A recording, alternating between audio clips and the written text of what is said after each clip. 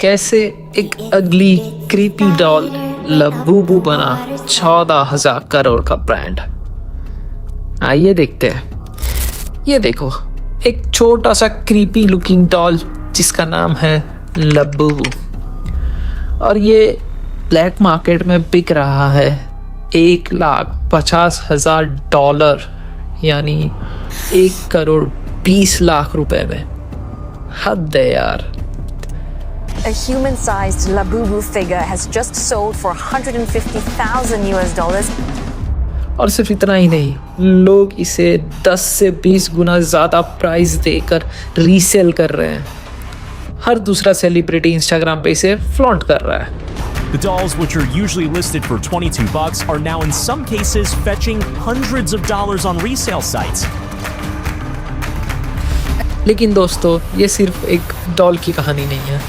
हर कुछ सालों में दुनिया ऐसी ही स्टुपिडिटी, सिंपल चीज़ों के पीछे पागल हो जाती है। याद है प्राइम एनर्जी ड्रिंक, पहले साल में 2,000 करोड़ की सेल। स्टैनली कप, एक सिंपल थर्मस बॉटल, लेकिन 6,225 करोड़ का रेवेन्यू। और एक लिक्विड डेथ जो एक कैंड वाटर बॉटल है, वो बना 2,764 करोड़ का रेवेन्यू। आखिर कॉमन चीज क्या है, आइए जानते हैं। Like Beanie Babies, Trader Joe's totes, and Stanley cups. I got a Stanley! People going absolutely crazy.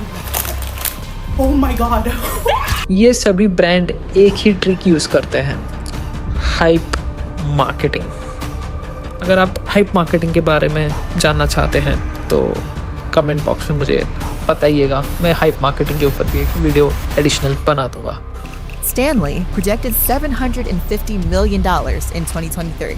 Liquid Death, what started as a joke, has evolved into a company with a $1.4 billion valuation. Cheers. तो सबसे पहले Labubu आखिर है क्या? Labubu एक designer toy है जो एक चाइनीज़ कंपनी पॉप मार्ट बनाती है। ये इंटरनेशनली लिमिटेड एडिशन में लॉन्च होता है। मतलब जब एक बॉक्स खरीदते हो, आपको पता नहीं होता कि अंदर कौन सा कैरेक्टर मिलने वाला है। रिजल्ट, स्कैसिटी, सरप्राइज, ये तीनों चीज़ें मिलके एक ऑब्सेशन क्रिएट कर देती हैं। कलेक्टर्स क्रेजी हो जाते हैं, रीसेल प्राइस शूट अप कर गए और सेलेब्स इनको और हाइप कर देते हैं। और सबसे शॉकिंग, एक लबूबू डॉल की प्राइस गई $1,50,000 तक, यानी 1,20,00,000 रुपए। अब ये टॉय नहीं, एक लग्जरी एसेट बन चुका है। In case of Labubu, in April 2024, a K-pop star named Lisa posted a photo hugging a Labubu doll, and instantly millions of her fans noticed, and that one organic moment made the doll cool overnight. No marketing, no billboard, and no ads. Just a normal Instagram post. लेकिन Labubu अकेला नहीं है, ये एक pattern है जो हर जगह repeat हो रहा है। Prime energy drink, logon Paul और KSI के हाइप से लॉन्च हुआ, instantly sold out, resale crazy. Similarly, Prime Spark was none other than Logan Paul and KSI. Two YouTube rivals were coming together with 40 million subscribers and turned a simple sports drink into an overnight sensation. We have created our own drink company. The fastest growing sports drink in history. Stanley cup एक cup को lifestyle symbol बना दिया और 6,225 करोड़ की cell. Similarly, in 2023, the Stanley Cup tumbler had its spark when a TikTok user filmed the interior of her burnt car, and she found that only one thing was left intact. This one thing was her Stanley Cup.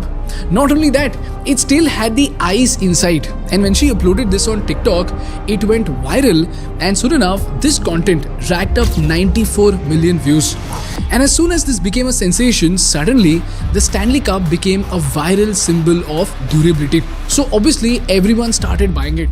तीसरा है liquid death, सिर्फ water in can, लेकिन brand बनाया एजी पंक style में।